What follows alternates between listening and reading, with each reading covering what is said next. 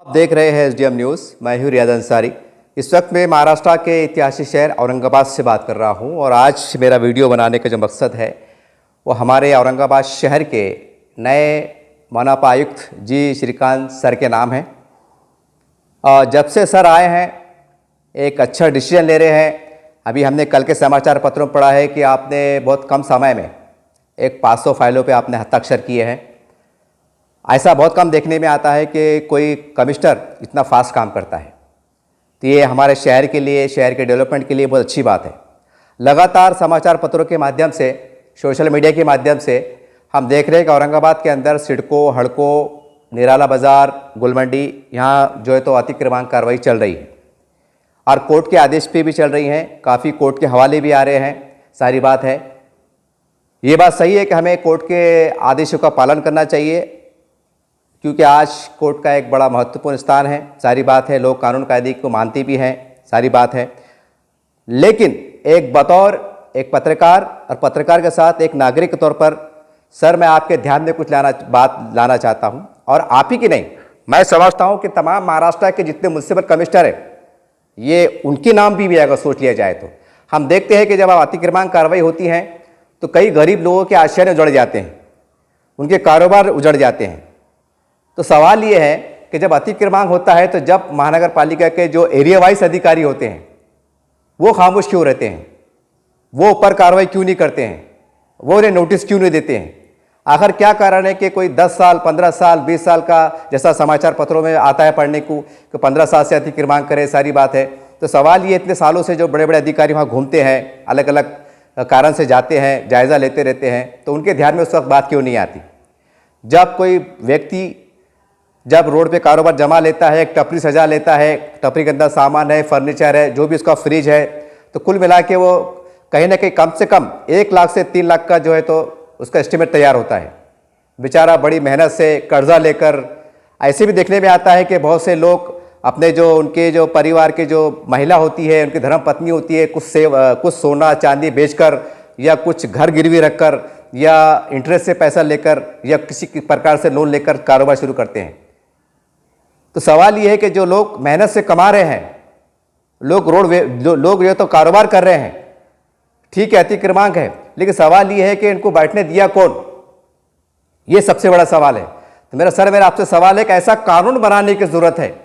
तमाम महाराष्ट्र में जितने भी म्युनिसिपल कमिश्नर हैं और एरिया वाइज जो अधिकारी होते हैं जोन के, उनको तमाम को एक ऐसा लेटर पारित कीजिए कि आपके कार्यकाल में आप हफ्ते में, महीने में एक बार नोटिस देते रहिए कि कहीं पर अतिक्रमण नहीं हुआ है। एक अहवाल पेश मंगाइए कि आपके जोन के अंदर क्या अतिक्रमण हुआ है, उनका एक हल्फनामा कहते हैं वो ले लीजिए आप, ताकि भविष्य में अगर कोई अतिक्रमण हो तो उनकी तनख्वाह में से पैसे काटे जाए या उनके ऊपर कार्रवाई हो। क्योंकि इसके अंदर ये बात नहीं है कि अतिक्रमण हो रहा है या प्रशासन के ज़हन पर कब्जा हो रहा है। सवाल ये है जो गरीब जो हज़ारों रुपए लगा के कोई गाड़ी लगाता है, ठेला लगाता है, 50,000 का, 1.5 लाख का, 2 लाख का नुकसान होता है, तो वो बंदा कहा जाए, वो व्यक्ति कहा जाए? वो तो चोरी नहीं कर रहा ना, झगड़ा नहीं कर रहा, कोई 2 नंबर के धंधे नहीं कर रहा। वो तो मेहनत कसरत से ठेला लगा के कई फल बेच रहा है, कई पापड़ बेच रहा है, कई वड़ा पाव बेच रहा है, कई शरबत बेच रहा है, या जो भी अलग अलग प्रकार से धंधे पानी कर रहे हैं या पान टपरी चला रहे हैं। जो लोग मेहनत से काम कर रहे हैं, अपने परिवार को पाल रहे हैं, तो क्या ये जुर्म है? क्या ये गुनाह है? जबकि रोटी, कपड़ा और मकान ये देने की जवाबदारी सरकार की होती है। जब सरकार कहीं ना कहीं हम समझते विफल हो रही है, नाकाम हो रही है, लोग कैसा भी एक तड़जोड़ करके एक जहां भी सड़क के किनारे छोटा मोटा ठेला लगा के अपने परिवार को पाल रहे हैं। सोचिए आप, हजारों लोग आज बेरोजगार हो रहे हैं। इनके रोजगार अगर चला गया, किसी घर में 5 व्यक्ति है, छोटे बड़े मिला के, किसमें 5 है, 7 है, 8 है परिवार के लोग हैं। बताइए, एक व्यक्ति अगर उसके ऊपर उसका खाना पीना रहा, उसका घर किराए का रहा, बच्चे पढ़ने वाले लिखने वाले रहे, तो उसकी मानसिकता पर क्या असर पड़ेगा? सर, हम ये नहीं कह रहे हैं कि अतिक्रमण को नहीं हटना चाहिए, ये काम गैर कानूनी है। सवाल ये है कि अतिक्रमण के नाम पर जो लोग बेरोजगार हो रहे हैं, उनके परिवार पे भूखे मरने की नौबत आ रही है, उसका समाधान क्या है? क्या उसका अल्टरनेट महानगर पालिका के पास या जिलाधिकारी के पास या प्रशासन के पास कुछ है कि आपको कहां से हटाया जा रहा है तो आपको हमको नौकरी दे रहे हैं, कोई कंपनी में दे रहे हैं, आपको कुछ हम सहायता के रूप में कुछ मदद कर रहे हैं? ऐसा तो कुछ है नहीं सर प्रावधान।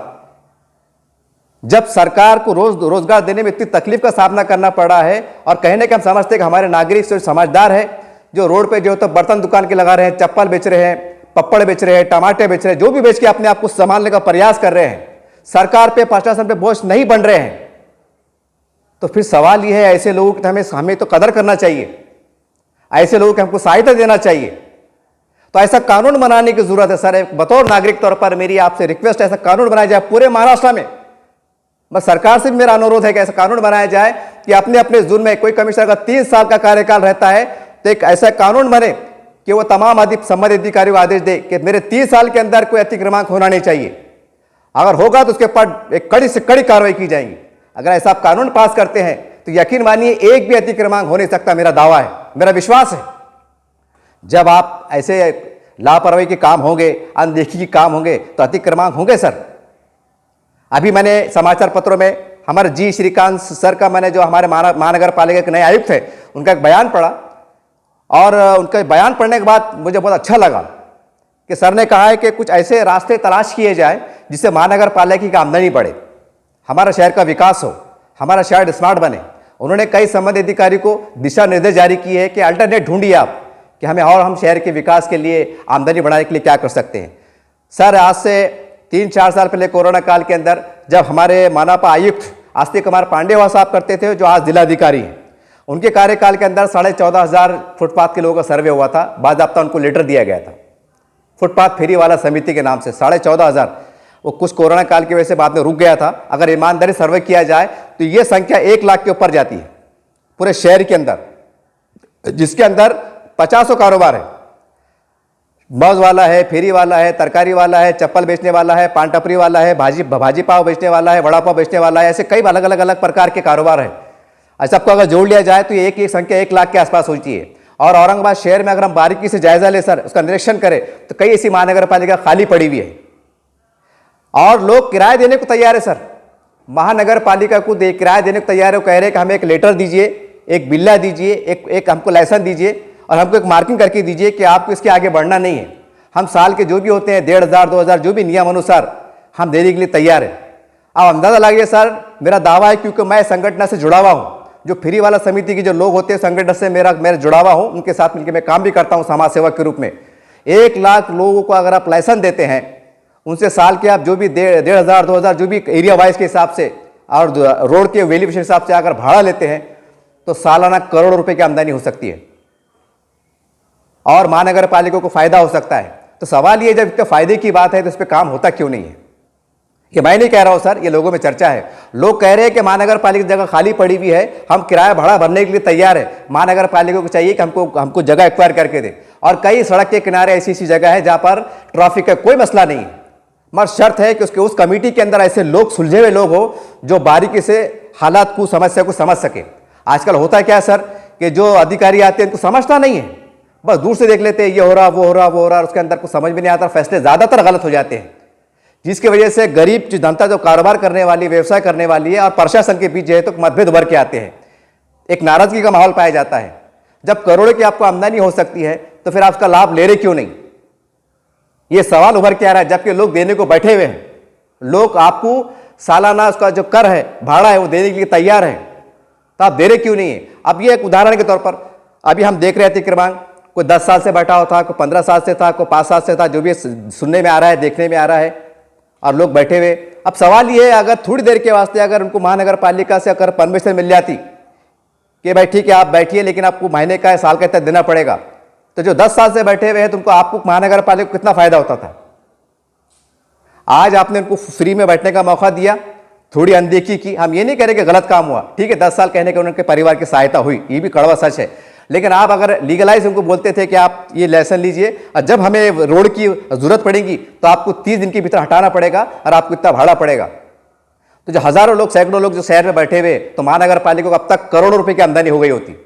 तो कहने के महानगर पालिका का एक लॉस है और गरीबों का भी नुकसान है, क्योंकि वो मेहनत कर रहे हैं सर, मेहनत कर रहे हैं। आज लोगों में चर्चा है कि जो लोग 2 नंबर के धंधे करते हैं, चरस गांजा, ये जो भी है, जो चोरी छुपके होता है, ये लोग कहते हैं, हमसे भी कहते हैं, हमारे सामने कहते हैं कि लोग बिंदास चल रहे हैं, और जो लोग मेहनत से आगे बढ़ रहे हैं, जो मेहनत करना जानते हैं, अपना खून पसीना बहा रहे हैं, अपने परिवार को पाल रहे हैं, कहने के सरकार की मदद कर रहे हैं, सरकार पे बोझ नहीं बन रहे हैं, तो हम उनके लिए कुछ सोच नहीं रहे हैं। जबकि कायदा आ गया है कि आपको जो तो फुटपाथ बनाना चाहिए, और जो एरिया वाइज जोन बनना चाहिए, पार्किंग जोन बनना चाहिए, ये जोन बन क्यों नहीं रहा है? अभी आपने देखा G20 के नाम पे करोड़ों रुपया है और हम समझते हैं कि एक महीने के भीतर औरंगाबाद कहां से कहां पलट गया। उसी प्रकार से अगर आप पूरे अधिकारी, अगर जोन के अधिकारी अगर बिल के ऊपर एक 15 दिन अगर काम करें तो हम समझते हैं कि पार्किंग जोन है, सारी बातें हैं, रोड की समस्या का मसला ये हल हो जाएगा और महानगर पालिका को करोड़ों रुपए की आमदनी सालाना हो सकती है। सर मैं इसलिए कह रहा हूं कि अब तक जितने कमिश्नर आए किसी ने ये नहीं कहा है कि आप तलाशिए, आप अल्टरनेट ढूंढिए, जैसा यूरोपीय देश के अंदर लोग डेवलप कर रहे हैं आप करने का प्रयास कीजिए। ये आपका बयान आया, मैंने समाचार पत्रों में पढ़ा, उसके आधार पर मैं आपको वीडियो बना रहा हूं या आपको कह रहा हूं। आज कई जगह पड़ी हुई है, मैं आपको एक ही उदाहरण दूंगा, अगर ज्यादा मैं उदाहरण देते बैठूंगा तो ये वीडियो 1 घंटे का बन जाएगा, इसलिए मैं आपको एक ही उदाहरण दूंगा कि सर महानगर चेलीपुरे के पास, गांधी पुतले के पास एक महानगर पालिका की एक अतिक्रमांक था, उसको हटाया गया था, कम से कम 60, 65, 70 साल का अतिक्रमांक था, उसको आज वहां पर महानगर पालिका का बोर्ड लगा हुआ है और मैं समझता हूं कि शायद वो 60 बाय 60 या 70 बाय 60 की जगह है। अगर उसको हम 2 स्पेस में अगर हम सिर्फ खाली अगर भाड़ा दें, भाड़े के ऊपर जगह दे, तो मैं समझता हूं कि कम से कम 2000 रुपये रोज उतनी जमीन से आएगा। मैं आपको फिर एक बार बता दूं, गांधी पुतले के पास जो ढाल के अंदर आ रहे हैं वहां पर महानगर पालिका का बोर्ड बना हुआ है और 60 बाय 70 का सिर्फ जमीन है, वहां पर महानगर का बोर्ड लगा हुआ है और खाली स्पेस पड़ा हुआ है। वहां पर जो लाट वाले आते हैं, चप्पल जूते बेचते हैं, कपड़े बेचते हैं, जो फुटपाथ पर धंधा करते हैं, आजकल मार्केट में सर 300 रुपये रोज, 500 रुपये रोज तक लोग जगह के दे रहे हैं, खाली बैठने के दे रहे हैं। आप अगर गोपनीय अगर इंक्वायरी करा लेंगे तो आपकी बात समझ में आ जाएंगी।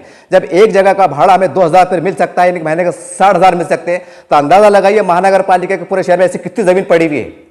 आप योजना एक कानून लाइए ना, आप ये नहीं कर सकते भाई ठीक है, आपको लगता है कि भाई ये जमीन हमारी महानगर पालिका खाली पड़ी हुई है और हमारा एक प्रोजेक्ट जो है तो 10 साल के बाद शुरू होने वाला है, तो आप ये भी कर सकते हैं कि 5 साल तक बोर्ड लगा लीजिए कि भाई किसी को जमीन चाहिए क्या, चाहे रफसती लगाए, कोई धंधा पानी करे और महीने के जो भी है, तो ऐसी जमीन भी अगर आप दे टेम्परवरी तो लाखों रुपए महानगर पालिका को आमदनी हो सकती है, कई सैकड़ों लोगों को रोजगार मिल सकता है। अल्टरनेट टेम्परवरी ऐसा भी हो सकता है, 20-20 साल जमीन खाली पड़ी हुई है, लोग अतिक्रमण कर रहे हैं, नाजायज तरीके से कब्जा बैठ रहे हैं, महानगर पालिका को नुकसान हो रहा है, उसी को आप लीगलाइज करके दे और बोल के दे कि हमें जब जरूरत पड़ेगी तो आपको 30 दिन के भीतर आपको खाली करना पड़ेगा, बॉन्ड एग्रीमेंट करके दो, आपको लाखों रुपए महीने के आ जाते हैं, महानगर पालिका फायदे में जाती है।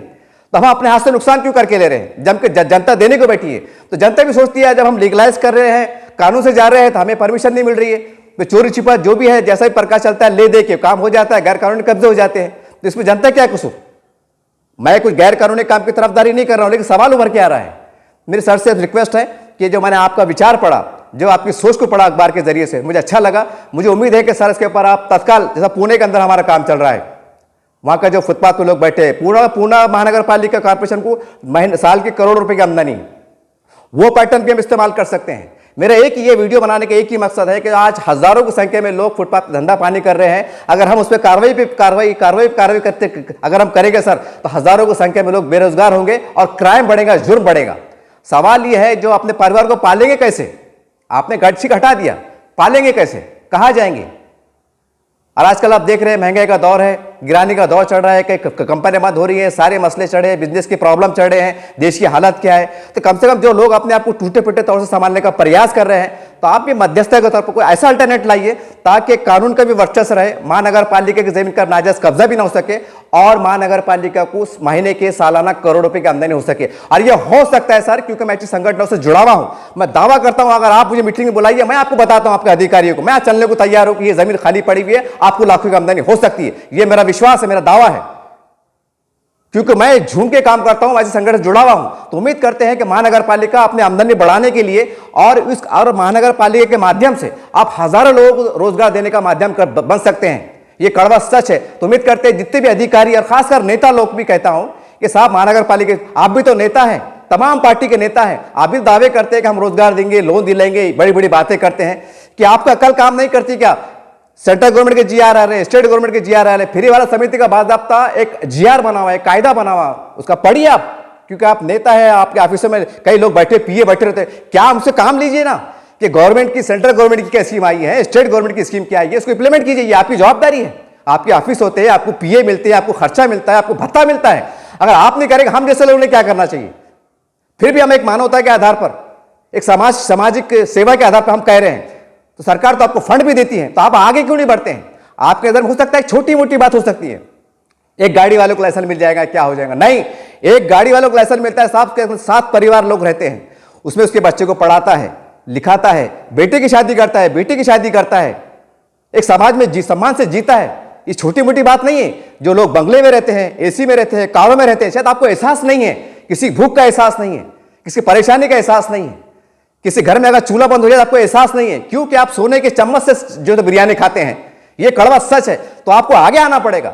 और हम जैसे लोग हैं और समाज के कैसे लोग, उनको बुलाइए, मीटिंग लीजिए ना कि भाई क्या योजना है, बताइए हम क्या कर सकते हैं। आप आगे बढ़ेंगे तो हम भी आपकी मदद करेंगे। बस बेलेशन आते हैं और फिर भाषण 2000 होते हैं, फिर सरकार को गालियां देते हैं, प्रशासन को बुरा बोलते हैं। अरे वो भी क्या करेंगे? वो क्या फरिश्ते हैं, क्या अवतार है, कि भगवान का अवतार है क्या? वो कोई जो भी बड़ा अधिकारी होता है, नवा अधिकारी है, तो उसको थोड़ी मालूम कि औरंगाबाद का हालात क्या चढ़े हैं, क्या यहाँ की जमीन हकीकत क्या है, यहाँ के जो सामाजिक कार्यकर्ता है, नेता, आपकी जवाबदारी बनती है कि सर ये जीआर आया है, हम उसका ऐसा इंप्लीमेंट कर सकते हैं, इससे फायदा हो सकता है, जनता का फायदा होगा, महानगर का फायदा होगा। ये आपको करना चाहिए। ये कानून कायदे बने हुए हैं, आप खामोश बैठे हुए हैं, तो बेचारा कमिश्नर साहब भी क्या करेंगे? वो बोलेंगे यार मेरे को आके जुम्मा नहीं हो रहा, मैं क्या कर सकता? फिर समझे तक उनकी बदली हो जाती। आजकल तो बदली ऐसी हो रही है जैसा कि बारिश के बाद धुक्का ला रहा, धुक्का लेकर सर्दी आ जा रही। आजकल तो बदली ऐसी हो रही। खैर उसके ऊपर मैं जानना चाहता हूं। उम्मीद करते हैं कि देखिए एक समाज का एक बहुत दर्द है और समाज के अंदर आक्रोश फैला हुआ है, क्योंकि लोग सम्मान से जीना चाहते हैं, लोग सम्मान से व्यवसाय करना चाहते हैं, लोग फुटपाथ पे बैठ के भाजी पाला बेचना चाहते हैं, पान पूरी बेचना चाहते हैं। लेकिन सवाल ये, सम्मान से उसको बेचने का अधिकार क्यों नहीं मिल पा रहा है? आप कानून बनाइए, आगे बढ़िए, कोई मध्यस्थता करिए। उम्मीद करते हैं कि ये वीडियो में जो भी बातें निकल के आई हैं इसके ऊपर आप गौर करेंगे, और खासकर तमाम सामाजिक कार्यकर्ता और तमाम पार्टियों के नेता, आप आगे बढ़ो। कानून कायदे बने हुए हैं, थोड़ा आगे बढ़िए। आप कई गरीबी की दुआएं आपको मिलेंगी।